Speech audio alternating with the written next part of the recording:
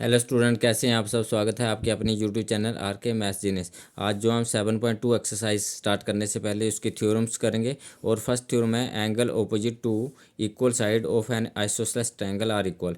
इसका मतलब है कि जो आपके पास आइसोसेलेस ट्रायंगल है ए बी सी, आपके पास है ए बी सी, आपके पास आइसोसेलेस ट्रायंगल है। आइसोसेलेस ट्रायंगल जो होती है उसकी दो साइड इक्वल होती हैं, तो इक्वल साइड उसने बोला है, तो हम जो है ए बी जो है ए सी के इक्वल जो है मान लेते हैं कि ए बी जो है ए सी के इक्वल है। तो आइसोसेलेस ट्रायंगल केस ने बोला है कि angle opposite to equal side of an isosceles triangle are equal. मतलब जो साइड आपके पास इक्वल हैं उनके जो ऑपोजिट एंगल होते हैं, opposite angle of equal side, equal side के जो ऑपोजिट एंगल होते हैं, ये आपके पास दो साइड इक्वल हैं, इनके ऑपोजिट एंगल, इसके ऑपोजिट जो है ए सी के ऑपोजिट ए बी आ गया और ए बी के ऑपोजिट जो है सी आ गया। तो ये ऑपोजिट एंगल जो है इक्वल होते हैं, आप इसमें ये प्रूव करके दिखाओ।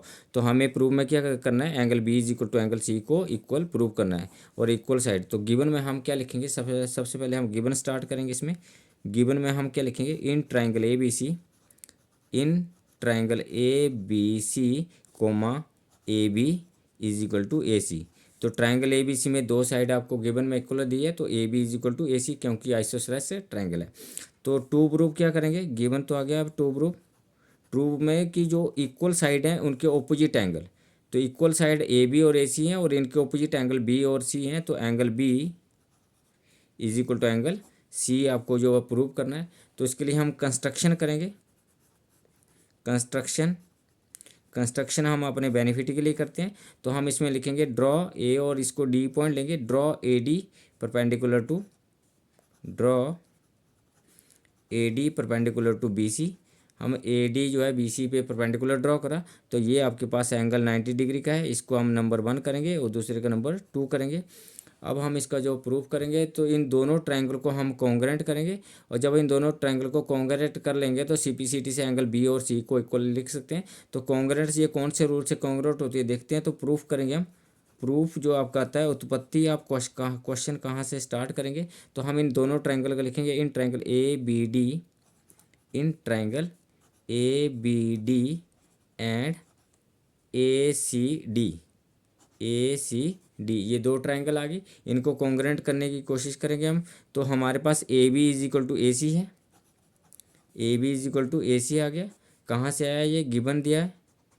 और आपके पास जो यहाँ पे angle 1 is equal to angle 2 है, each is equal to 90 degree, angle 1 is equal to angle 2, each is equal to 90 degree. कैसे आया, रीजन देंगे, डैश डैश क्या करेंगे, कंस्ट्रक्शन, कंस्ट्रक्शन ये हम जो है कंस्ट्रक्शन करिए। और ए डी ये दोनों का कॉमन है, तो A D is equal to जो है ए डी आ गया।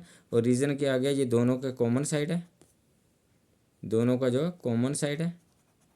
तो देयरफॉर कौन सा रूल जो हुआ, are H S rule, right angle, right angle के सामने वाला हाइपोटेन्यूज है और एक साइड है, और यहाँ पे राइट एंगल और इसके सामने वाला हाइपोटेन्यूज है और एक साइड है।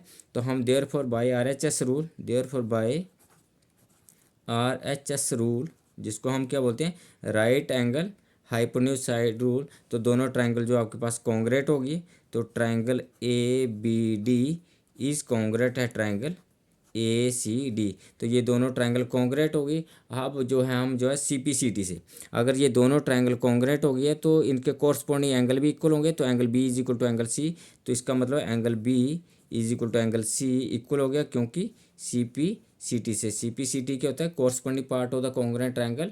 कॉन्ग्रेंट ट्रायंगल होंगे, इनके कोरस्पॉन्डिंग पार्ट जो है इक्वल होते हैं। तो बी के कोर्स एंगल बी के कोरस्पॉन्ड जो एंगल सी है, तो एंगल बी जो है एंगल सी के इक्वल हो गया। तो यही हमें जो है प्रूव करने को पूछा था कि एंगल बी जो है। तो हमने इसमें क्या करा, हमने इसमें कंस्ट्रक्शन करी और इन दोनों ट्रायंगल ये परपेंडिकुलर ड्रॉ करा और इन दोनों ट्रायंगल को कॉन्ग्रेंट करा। कौन से रूल से कॉन्ग्रेंट करा, आर एच एस रूल से कॉन्ग्रेंट करा।